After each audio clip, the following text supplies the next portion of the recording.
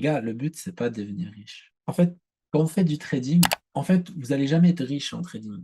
OK? Vous allez jamais être, riche. Quand je dis riche, je parle de plusieurs millions d'euros, OK? Je vais vous parler honnêtement. C'est pas parce que que vous savez faire de l'argent que vous allez tenir le rythme déjà, d'accord? Donc vous allez créer de l'argent, de la liquidité disponible parce que quand on fait du trading, c'est ça qu'on sait faire nous. Quand on fait de la spéculation boursière, on crée de la liquidité disponible. Et en fait, le but, c'est de utiliser cette liquidité-là pour se dire: «OK, c'est de la liquidité facile que je crée grâce au marché», d'accord? C'est-à-dire que quand on fait, 30 000 ou 20 000 ou 15 000, on n'a pas besoin de faire ça tout le temps. Bah, ça doit pas être récurrent, ça doit être des bons coups au bon moment avec des bons timings, d'accord? En fait, quand on arrive à faire ça, on crée des liquidités et après on prend cette liquidité et on la diversifie partout pour que ça nous rapporte des revenus passifs et à partir de là, on devient riche, d'accord? C'est pas On base pas tout notre avenir financier sur des graphiques ou sur, des bougies, japonaises ou des Renko ou des footprints. On prend le cash comme on peut, dès qu'on peut et on réinvestit. On réinvestit. On commence par créer ce qu'on appelle un matelas de sécurité. 3 ans de salaire en avance. Après, investissement 50 de ce que tu gagnes, et cetera. Tu investis, tu prends de l'or physique, tu achètes des places de parking, tu achètes des garages, tu achètes des appartements, tu achètes des actions, tu achètes de la crypto, et cetera. Et en fait, et un jour, au bout de 5-10 ans de trading, tu vas dire: «J'ai plus besoin de trader». Voilà, j'ai plus besoin de trader. Pourquoi? Parce qu'en fait, tu as des revenus qui rentrent de partout. Tu as tellement de revenus qui rentrent de partout, tu commences à avoir des problèmes de riches. Qu'est-ce que c'est un problème de riche? C'est comptabilité, fiscalité, des trucs comme ça. Voilà, c'est ça qu'il faut faire. Vous ne serez jamais millionnaire avec le trading, mais par contre, vous allez créer de la liquidité pour devenir millionnaire, tout simplement. Parce que vous savez que vous voyez ça souvent sur les réseaux que 1 des Français gagnent au-dessus de 10 000 € par mois. Bah, 10 000 € par mois, c'est pas grand-chose quand on fait du trading. Mais c'est pas parce que vous gagnez 10 000 € par mois que vous allez être riche. Vous allez être riche parce que vous allez réinvestir l'argent que vous allez gagner en trading dans divers domaines qui va vous rapporter aussi de la liquidité sur du long terme.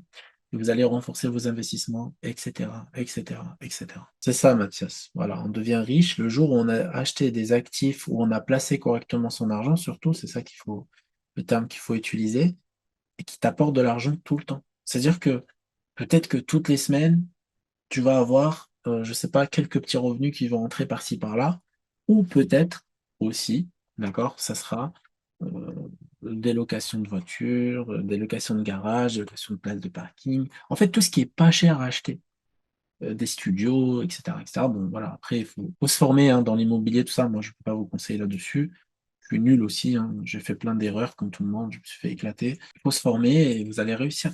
Déjà, faire de l'argent, apprendre à faire de l'argent, créer de la liquidité, puis après diversifier, mais intelligemment, OK? Si on veut diversifier, imaginons que là, vous avez commencé à gagner de l'argent et ben, sur une période d'un an, vous allez gagner de l'argent comme vous avez jamais gagné. Par exemple, d'habitude, vous gagnez 3 000 $ par mois, bah, là, vous gagnez 4 000 à 5 000 $ par mois et ben, vous allez créer de la liquidité pour 3 ans. Ça veut dire des revenus de secours au cas où un jour vous perdez tous vos capitaux de trading. Et ben, vous pouvez rebondir, vous avez 3 ans pour vous refaire avec NinjaTrader, Apex, que vous voulez, OK? Mais en même temps, une fois que vous avez votre matelas de sécurité, vous allez réinvestir votre argent sur plusieurs domaines. Crypto, pièces d'or historiques, par exemple, c'est super bon investissement pour ceux qui veulent chercher des pièces d'or, hein. Je peux vous montrer rapidement, par exemple, achat or, argent, liste, voilà, on va aller là. Donc là, par exemple, tu vas chez le bijoutier, hein, tu achètes pas sur internet, hein, bien sûr. Voir tout l'or et en fait ici, imagine que tu gagnes 5 000 € par mois en trading, OK? En fait, tu vas choisir des pièces, OK, historiques. Au lieu d'acheter des lingots, des conneries comme ça, tu achètes des pièces à valeur historique et bien sûr qui contiennent de l'or. Et en fait, tu les achètes, tu vois, par exemple, tu peux dire: «Bon, je vais en acheter, 2-3 par mois», tu vois? Ce qui va représenter 1 200 $ plus les commissions, impôts, tout ça. C'est un exemple. Donc tu en prends 2 à 3 par mois pendant, tout ton temps de spéculateur. Tant que tu gagnes de l'argent, tu fais ça et tu achètes plusieurs, tu vois? Tu diversifies. Alors généralement, c'est pas aussi disponible que ça, donc tu dois, essayer de les trouver, de les commander, précommander et cetera. Donc voilà, ça c'est des pièces d'or, donc c'est un très, très bon investissement. Elles sont tellement petites que tu peux les cacher où tu veux et tu essaies d'en accumuler au maximum. OK? Bon, là, tu as un set de 5 pièces, par exemple, et cetera.